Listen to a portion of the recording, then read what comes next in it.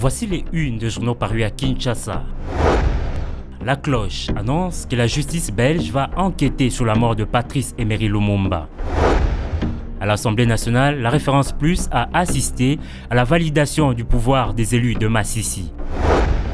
Pour sa part, Africa News trouve que la loi sur la CENI a été enrichie et innovée.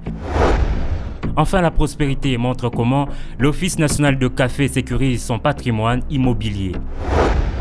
Voilà pour les unes et maintenant, la revue de presse.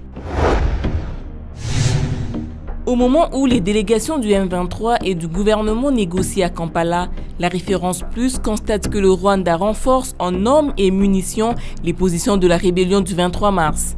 Des sources signalent l'entrée des 10 véhicules armés en provenance du Rwanda. La consoeur cite par ailleurs Joseph Kabila qui a sollicité l'implication des députés dans la résolution de cette crise. De leur côté, les élus ont principalement exigé la tenue d'une table ronde afin de débattre non seulement du Kivu, mais aussi des autres maux qui rongent la RDC.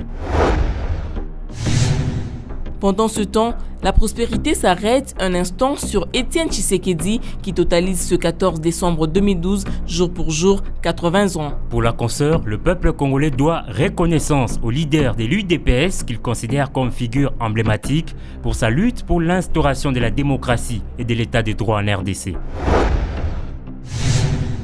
Africa News revient sur le conflit du Nord Kivu pour annoncer que le Zimbabwe s'engage à fournir des troupes pour la mission africaine en RDC. L'hebdomadaire rappelle que le combat entre le mouvement du 23 mars et l'armée régulière avait repris en mi-novembre après une trêve relative de quelques mois.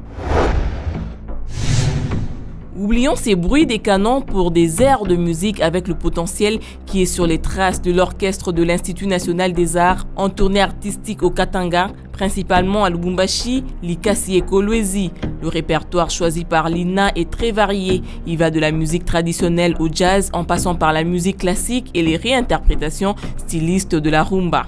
Le commentateur signale que l'orchestre de l'INA avait composé et joué l'hymne officiel du 14e sommet de la francophonie à la grande satisfaction des invités. Les pourparlers sont en cours pour faire adopter cet hymne par les instances de l'OIF. Fin de cette revue de presse. Merci de l'avoir suivi.